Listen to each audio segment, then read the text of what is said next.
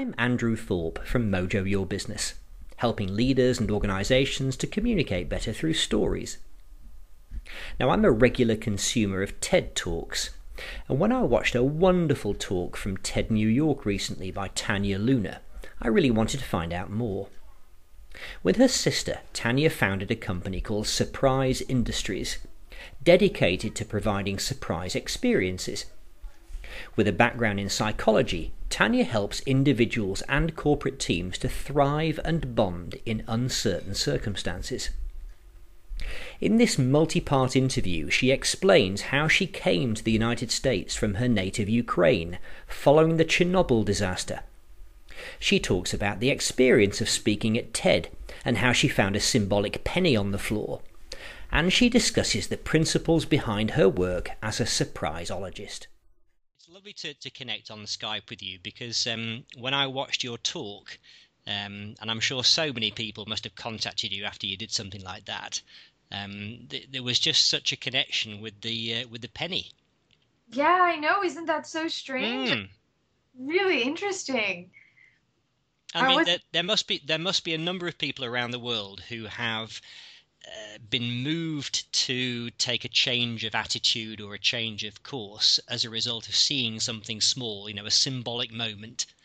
I think so. I Yeah. think humans are very, I mean, this is not my area of expertise by any means, so this is just a completely unqualified opinion. But I do think that we humans tend to be very moved by symbols. That seems to be something that's been around throughout so many different civilizations. And yeah, it's probably just you imbue this small thing with some sort of bigger meaning. And then it's nice because every time it pops up again, it's like a burst of meaning for you. That's right. It works particularly well if it's like an everyday object, Indeed. Now, I watched your talk again just before we chatted this evening, or it's my evening anyway. Yeah. And your story of moving from the Ukraine and all of that sort of tied in with that awful Chernobyl catastrophe.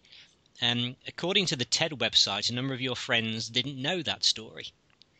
Well, no, so the funny thing that happened with that talk is I was asked to do a talk on surprise, which is what my specialty is. And then 2 days before this was for the TED, it's like a talent search kind of thing that they do. Okay.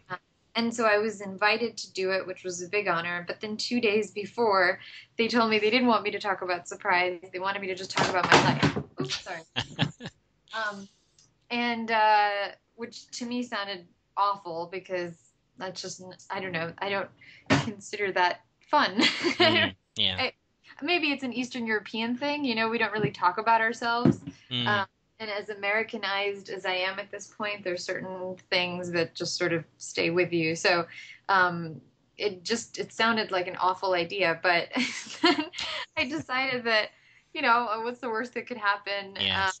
I really assumed that nothing would come of it at all.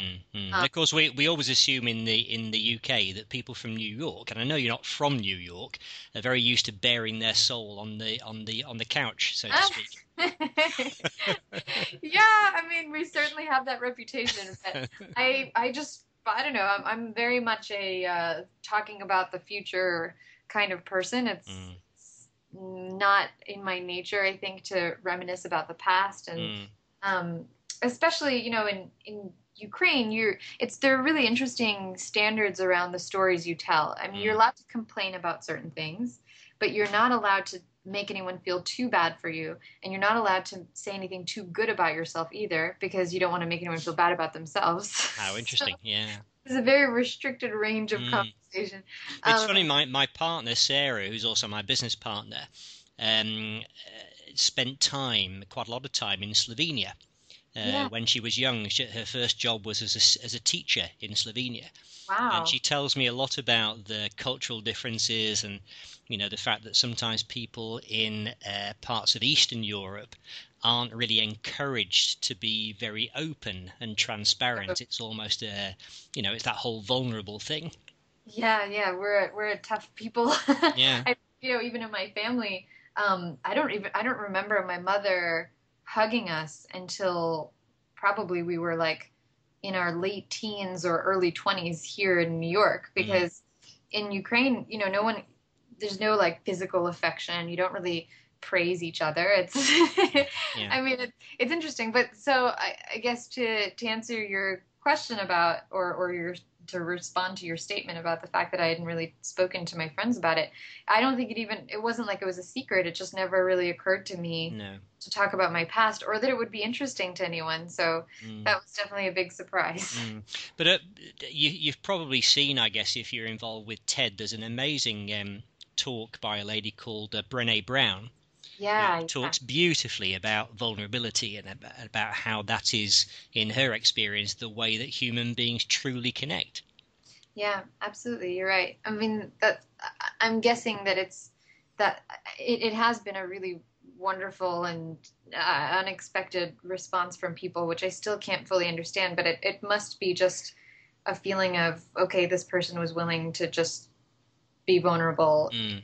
front of a lot of people, and maybe that resonates. I don't know. Sure, sure. It's very, Just for the help of the listeners to this interview who maybe haven't seen the talk yet, and obviously I'll point them in that direction if they haven't. Could you just summarize quite briefly that journey that you had to get from the Ukraine to the United States? Sure. So I guess the journey probably begins around the time that Chernobyl happened, because without us even knowing about it, that was the thing that was going to get us to the Mm. U.S. from Can you Ukraine. remind me of the year? So it was 86, I believe. Okay. Actually, I should probably know the exact date, but Mm. this is how little I think about it. Is um, You've moved on. yeah. um, so Chernobyl. I'm going to look it up right now, actually, so that I can say this in an informed way. Mm. Um, but okay, so while that's loading, so when Chernobyl happened, yeah, it was 1986, April 26th, 1986. Mm. And so, it's a nuclear power plant in Ukraine that basically there was this huge radioactive explosion. And the amazing and terrifying thing of it in Ukraine was that the government really didn't want bad press. And so Mm. they actually told everyone, don't worry, no big deal, feel free to go outside. Mm. And I And was, how far were you? How far away did you live from the plant? we were in Kiev at the time, so I don't know the exact distance, but far enough that the streets were covered in ash after it happened. So, Gosh, yeah. um, and I also think that the thing about Chernobyl was that really it traveled incredible distances. So there were Mm. people like in Belarus isn't even in the same country that were affected. Yes. But so, there's this white ash, just like a powder everywhere on the streets, and really strange things started to happen. Birds disappearing and the rain coming down black. Mm. But in the meanwhile, the government's just saying, "Don't worry, go play outside, have fun." Yeah. Um, and so this is something I don't even remember, which is why I was somewhat hesitant to tell the story, because I was only about a year old. Okay. Hmm. For my sister, she came home after being out in the rain, and her hair just started coming out in clumps. Right away, people started noticing these strange things happening. I got very sick. I was in the hospital for almost a year. Mm. And what was crazy was that the government didn't allow radiation related diagnosis. So the doctors had to scramble to basically figure out a diagnosis that wouldn't look bad for the country. Yeah. So I was in the hospital with basically these mystery illnesses, and the way it works there too is that parents aren't allowed into the hospital, and I don't know how it is in the UK, but here it's pretty open these days. It's expected that if your child and a 1-year-old child is in the hospital, you have visiting rights. Mm. But parents weren't allowed in. So my mother actually, this is one of the things I talk about, but she bribed a nurse to get a uniform, and she would sneak in there regularly in uniform so she could Mm. visit me. Good heavens, yeah. Yeah. So what we lack in emotional affection, we make up for, I think, in pretty. I mean, especially my mother, my family is just incredibly resilient and Yes. just dedicated and tough, willing to Sure. just take risk. Sure. Sure. And so after that, they thought that first they thought I was going to die, and then when I survived, they thought that I would never be able to walk. And then somehow I just pulled through. And because of Chernobyl, once things kind of started to come to the surface, we got asylum to a few different countries. One of them was the United States. We were actually going to move to Germany. And then a really last minute, the US also offered asylum. And So you had a choice. yeah, Okay. we actually had a choice, which was many years later. I mean, it was in 1992 that we moved to the US. Um, and we decided on the US because it seemed like, the US, talk about a country having good press. It was considered, it's not like we saw American television or got American clothing or anything like that. Soviet Union, former Soviet Union was very cut off. But I just even remember as a child, we used to talk about the gum and the jeans and Mickey Mouse. Oh, so the bazooka gum reference in your Exactly. talk, yeah. I remember bazooka gum. Do you? Yeah. Well, I used to live in America and Canada when I was much younger. Oh, I lived in Illinois for a while, wow. but I certainly remember bazooka gum.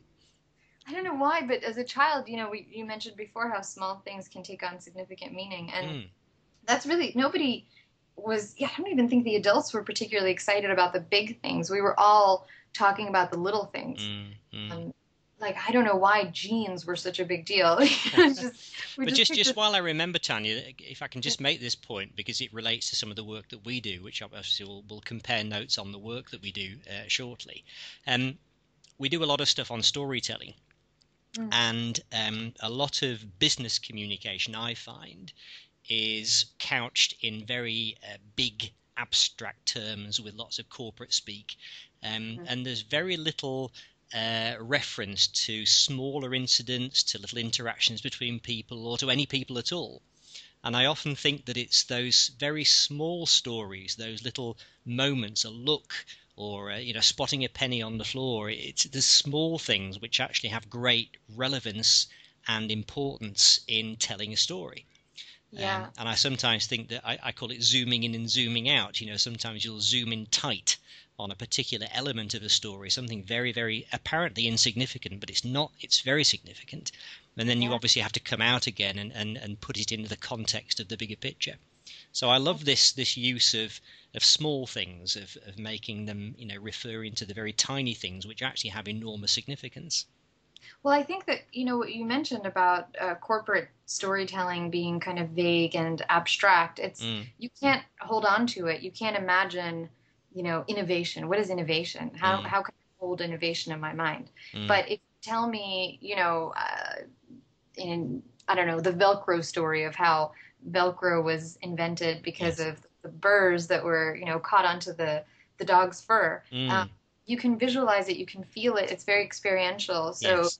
I think, yeah, you're absolutely right. I think in trying to make things professional, we strip away the kinds of elements that our brains can really hold on to and be Mm. able to take with us for a long period of time. And also, again, we'll get on to the work you do shortly, but I find that a lot of employees often don't feel that they have a story to tell, or they're not making a significant contribution to the business because the small things that they're doing on a daily basis aren't recognized because they're seen as too small by Yeah, themselves, but also by their peers, their bosses. And I think you've got to make a bit of a fuss of some small actions to absolutely. make people understand that they are connected to something bigger. I would even say don't make a fuss about the big things and just focus on the little things because Mm, those are the things that are attainable and visible. yes. The big things, it's kind of like a myth that many of us hold on to in our minds about Mm, going from like rags to riches or failure to success. And it's not actually a leap. It's lots and lots and lots of tiny, tiny little that's steps. right. That's right. That's So, right. yeah, I Let's think go back a little bit. You've moved from the Ukraine to the United States. yes. Was it immediate? Was it New York you went to initially? Yeah, yeah, we came straight to New York City. Okay. From what you Tri- can imagine, I mean, I had spent most of my memories from my childhood. We had this little. It wasn't even a house. It was literally like half of a. It's kind of like a hut. mm, That we spent. Like I spent so much of my childhood in this joyful place of just nature, and there was a hammock outside, and Mm. you would bathe outside. There was a well that you had to walk to. There we had a hen house, and like one of my proudest accomplishments was I was the one that was responsible for going in and picking up all the eggs from the hens because they liked me, you know. So that was my childhood, and just very just really very small pleasures. Mm. And then coming to New York City, which was just huge in every way possible. And Mm. again, going back to small things, I mean, one of the things that I think about all the time is going to the supermarket. And the first time that we went to the supermarket and how shocking that was. And Mm. can you imagine just really knowing markets and to suddenly walking down these bright aisles with colors and packaging, and we couldn't figure out why did they slice the cheese and put it in little pieces of plastic? Like, why couldn't people just cut their own cheese? You know, why That's couldn't right. people cut their own bread? Yes. So things like that, and we'd go to the store with like a little bag, thinking that we had never seen like stores giving out plastic bags or Mm. paper bags. Mm. So that was a huge shock, and really, again, talking about small things, representative of the supermarket as a metaphor for the country as a whole. Yes. Yes. Yes. Yes. And the other, I guess, part of the package deal, along with asylum, was getting a chance to stay at this shelter in New York. Mm. That, and I talk about this in the story that I told. Up until 10 years past the time that we stayed there, we thought it was a hotel. And on our 10-year anniversary, we wanted to celebrate. My sister went there to figure out if she could rent a room for us, and Yeah. we just thought it was the most ridiculous thing because There was no trouser press. How can it be a hotel? yeah, exactly. Trouser press.